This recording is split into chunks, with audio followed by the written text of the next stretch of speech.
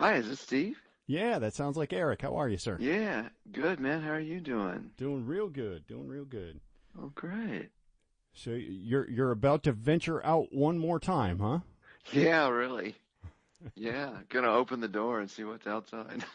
Oh, So the Great Northern Tour 2017 is going to have you in my neighborhood. That's pretty cool. What's going to be a little bit different about this tour? Obviously, the last one was acoustic, so it's going to be dramatically different than the last one. But yeah. Well, I guess then I'm returning to electric, but I'm trying to change up a little bit. I got some new songs, and I wanted to try to play a little bit of acoustic and a little bit of piano, as well as electric guitar, to kind of make it a more versatile kind of set. So it's not just electric guitar. And then Um, this gal Ariel is opening the show, singing singer songwriter, but she's also going to come out and play a little bit of guitar with my band. So I'm kind of working towards having a bigger band eventually. I hope. an interesting question for me is, if you have one or two things to focus on, it becomes a little bit easier to practice those things, rehearse those things. But Yeah, your quest is to continually get better as a songwriter, to continually get better as a guitarist, to continually get better as a singer, to continually get better yeah. as a performer. You wear so many hats. How hard is it to constantly progress in all the different areas? Well, I think the progression can come if you put in the work, but I think that's a really great question because sometimes I wonder about that. I'm like, what the heck am I doing? I guess it really just boils down to I like playing piano and guitar, and but I don't know. The rest of it gets kind of complicated, and maybe it'd be better if I just did that. I don't know, but um, yeah, it's a lot to try to keep to to get it more together. That's for sure. I know it's crazy, and I guess it's kind of a weird mixture of stuff. I mean, I like playing guitar and piano, but then I also like to you know, put some,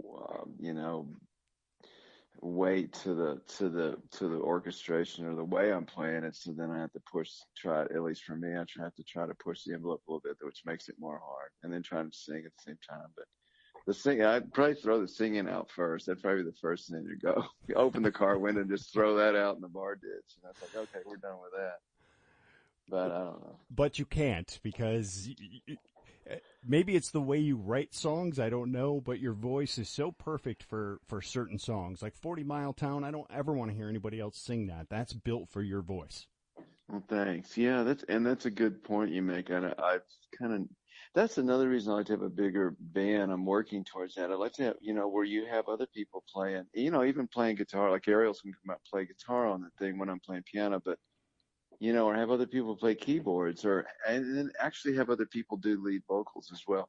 Because I think sometimes, and I've heard this when I hear, playback of tapes, or if I go to YouTube, just to check out, learn something I'm doing. But there's certain songs I sing, I go, wow, I'm singing that really well. And there'll be other ones like, well, that's a good song and that's a nice vocal, but I shouldn't be singing that song. It's like it doesn't fit, it doesn't work, or my voice style doesn't work. And I think kind of being more honest with that, and then you realize, wow, it'd be better to have some help and have a bigger band, or where you have people doing what they might be a particular, cornerstone of what you do. They would do a better job than you do, and then you realize that. And then I think you could start making better music. Well, it's one of the great freedoms of a solo artist is if you did want to go out with a 12-person band, you can. Yeah. I mean, I'd like to, because the disparity with me, I think, is that I grew up with the trio thing, and I'm enamored by it, and it's worked for me. It's served me well on certain years of my life, and or most of my life. And the disparity sometimes is that some of the music, a lot of the music I write is not really trio music. Yet I've always persevered with the trio thing, because some of the music I do write is trio music. But I think that some of the music maybe suffered because I wasn't really a three-piece writer yet. Okay, well, I got to figure out how to do this three-piece. So you kind of, end up MP3 and everything, like taking all the artifacts down to where you just have this, 4-bit technology instead of 9.